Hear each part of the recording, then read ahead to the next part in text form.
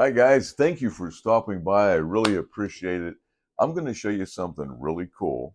What I have inside of this basket is a length of rope. Now, we went into the store the other day. The cashier said, "Hey, you look familiar to the rope." He said, "Have you ever been in here before?" He said, "No, I'm afraid not." These jokes are terrible, Sherry. But but this is a mystical rope. It has magical properties. Look at this. It will stay straight until you snap your fingers. We're going to put this down inside like so. All right. And believe it or not, watch what happens because he is a star. Well, he thinks he is anyway. Look at this. All the way up. He says, applause, please. All right. I'm going to show you folks how to make this. Jerry, you've probably seen me use this numerous times at different schools and festivals. This is one of the first things I ever made. This is a store-bought item here, first of all. This is the stiff rope. You can get this in any magic shop. So we won't go into that because that's not mine. But here is the workings behind this.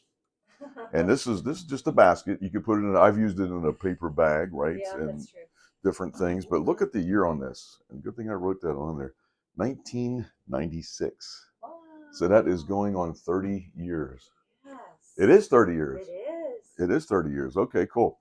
And you know what? This is one of the first projects I built. I believe the key holder, that was the first thing, which is in a previous video. That was the first item. This is probably the second thing I built. And you know what? There is way too many switches on here. If I'm being totally honest, which I would now, if I would build it, I would modernize it. It doesn't have to have all these switches. You could use what's known as a center off switch, or if I want to make it remote, there's a reversible type of remote where the motor would go one way, then back down to set it. So, but this is how this thing works. I'm going to keep it this way because that's the way I made it. All right. Anyway, you have a motor. That's a low RPM motor, and I cut two circular discs, and I made a channel in it. I put another disc in there. You need a piece of rope. You have to hollow it out. Now, what is this? That is a measuring tape. Believe it or not, I had an old measuring tape and I cut a piece that would fit into there, and I basically glued it onto the channel in the center. So let's see if I could reset this thing. There's so many switches here.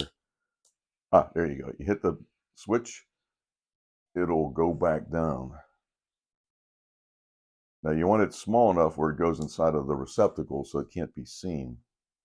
All right, and it shuts itself off because I have a toggle switch here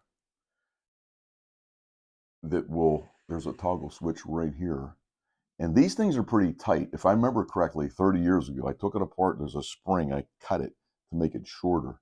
So that way it will shut off with this little piece of wood that I glued on there. So to make this thing work, let's see if I could, oh, it's going down, okay. Okay, here's how it goes up. It'll slowly start to rise. Then it'll shut off by itself when this piece of wood turns the toggle switch off. All right, and there's almost like a piece of bent plastic. You probably can't see it. It's see-through because the rope will hit against it and it'll rise up. Oh, nice. So this is it. This is basically it. And like I said, there is a lot of switches. I would make it much better nowadays. And if you don't want to use that, let me show you real quick. You can actually put a playing card on here. How about that? I'm just going to tape this. I'm not going to take it off, but we'll just tape it if I can. And we're going to put a playing card on here. That way it could select a card. It could actually have a card selection. So let's get your force card. That would be the Ace of Hearts. And we'll just put a piece of tape on here. And I guess put it about right here. I want to block that. And let's see if I could reset that back down. It wants to fall off, I can tell. All right, so you have an idea, what's going on here. Whoops, we'll get another piece of tape and hold that. Oopsie. Yeah, modern technology, huh? Okay, we'll kind of tape that in place. Okay, so this will be inside your receptacle. All right, so you could so let's just imagine it's inside there, and you could show the playing cards, and you could force that card your favorite method. This is by Paul Harris right here. You're going to show that, and you could place the cards inside of the basket or whatever. I like to do a little bit of manipulations with it first. So you're going to just pass your hand over it. You make a fan appear. You drop it inside. Blah blah blah. I think it makes it look a little better.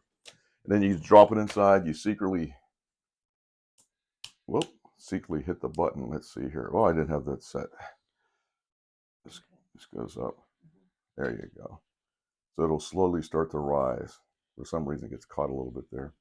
And it'll come up with the selected playing card, which is fantastic. And it turns itself off, like I said. All right, if you'd like to build some of these things, I wrote a book a while back.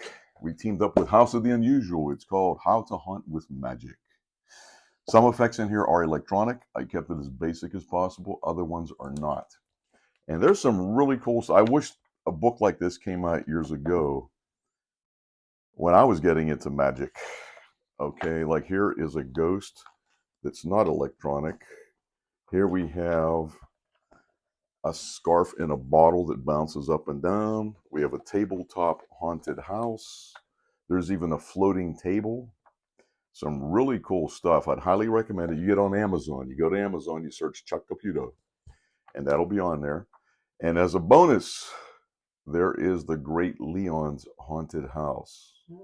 These are the plans from the Great Leon. This is the miniature little tabletop haunted house, which I built a version of this. If you go on YouTube and search The Great Leon's Haunted House by Chuck Caputo, but it gives all the schematics. So my buddy Eddie Grivera has reprinted that. You could get this in hardback or soft cover. Now, it takes a little bit of work, so don't be afraid. I mean, you have to figure these things out. I sat down. There was no instructions for this card rise or rope rise. I had to play around and build it from scratch. Here's a book my beautiful wife wrote. It's called The Entertainer's Wife. That's available as well, soft cover and hardcover. She's been married to me it'll be 34 years coming up in about 2 or 3 days. Right, Sherry? Yeah. All right. So she told all kind of funny stories that we've been through all these years. It's pretty amazing stuff. I'd highly recommend getting this as well. Anyway, thank you so much for stopping by. I appreciate it.